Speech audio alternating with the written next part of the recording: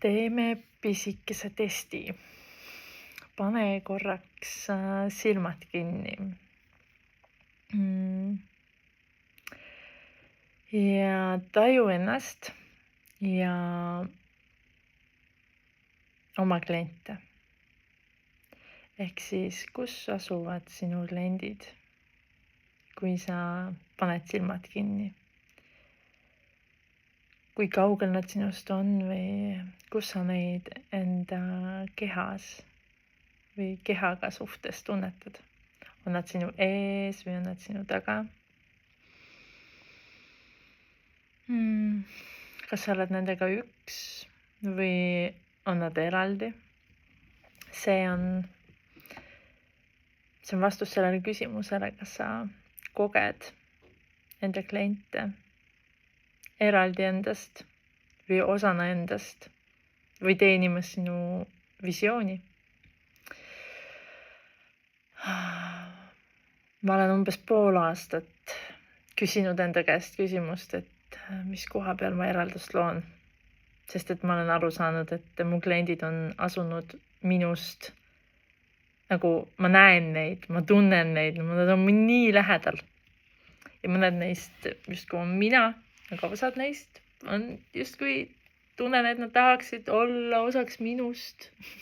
Kuid mina ise nagu lükkan neid eemale millegagi. Täna hommikul käisin jooksmas ja sain aru, et okei. Kus minu illusioon on? Kus see illusioon on? Mitu, nagu ma ei tea, mitu kuud ma enda käest olen seda küsinud ja vaadanud siit ja sealt poolt ja ei ole olnud valmis seda tõde nägema. Ja sain aru, et olen enda kliente tajunud väga lähedal, ent siiski endast eraldi. Ja tõesti tajunud ennast oma klientide ohvrina, et kui kliente ei ole, kui kliente ei tule, siis siis ei ole käivet ja minu kõige suurem valu siis on minu töö mõttetu.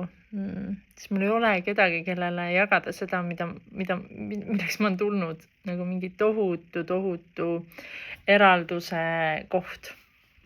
Täna hommikul jooksmas siis vaatasin seda, et panin sinna 3 nurka neid, kus on ohver, kus on agressor, kus on klient ja kus nad asuvad ja agressor, klient, ohver, mina ja siis näen enda ümber olevaid inimesi, et püüavad mind päästa ja samal ajal näen, et nad õigemini ei taha mind päästa, sest et nad on teadlikud sellest, et see on lihtsalt einikese ohvri lugu.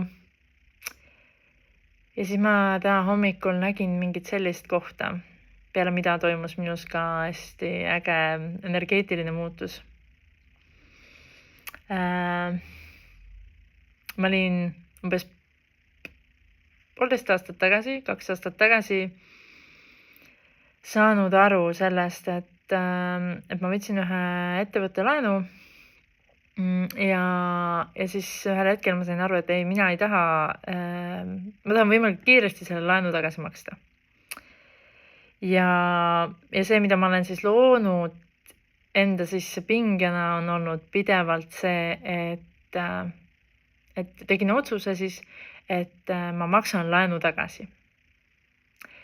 Ja samal ajal see pinge minus, see laeng minus oli midagi sellist, see hirm, et äkki ma ei saa makstud ja siis ma olen veel suuremates võlgades ja siis on kõik nii halvasti ja kogu aeg see hoidis energia liikumast. Ja siis kui ma täna hommikul nägin läbi selle, et see otsus laen tagasi maksta, see otsus sisaldas seda, et ma loon raha vaid laenu tagasimaksmiseks.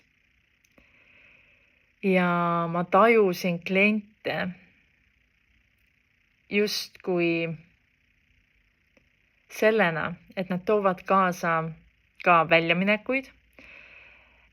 Nad võivad tuua kaasa ka suuremat laenu või laenu suurenemist sest et äkki mul ei saa makstud ja siis ma ei saa oma teenuseid osutatud nii, nagu ma tahan ja kuna ma olen selles osas endaga väga nõudlik, siis ma olen nõus nagu ise justkui kannatama selleks, et mu klientidel oleks hea. Ehk siis ma olin endale mässinud ümber mingi tohutu kaitse, et samal ajal nuttes, et tahaks rohkem tööd teha, sest ma tõesti tunnen, et mul on nii palju anda. Ja samal ajal olles kurb, et miks kliente ei tule, aga ma kartsin laenu, kartsin võlgade tekkimist ja seetõttu lükkasin eemale kõik kliendid, kes võiksid tuua kaasa ka suuremaid kulusid, arveid. Ja siis, kui ma selle läbi nägin, et aga mina soovin tegelikult enda visiooni luua, mina tahan tegeleda enda visiooniga ja selleks, et see visioon saaks, minu fookus saaks sellel olla, mitte mingil pisikesel laenul, siis selleks tuleb mul need kliendid nagu võtta vastu kui kliendid, kes tahavad teenida minu visiooni, sellepärast et nad ei ole midagi, mis on minust eraldi, vaid nad on kliendid, kes on minu kliendid. Nad on mina, sest et mina olen loonud enda kliendid, mina olen loonud enda,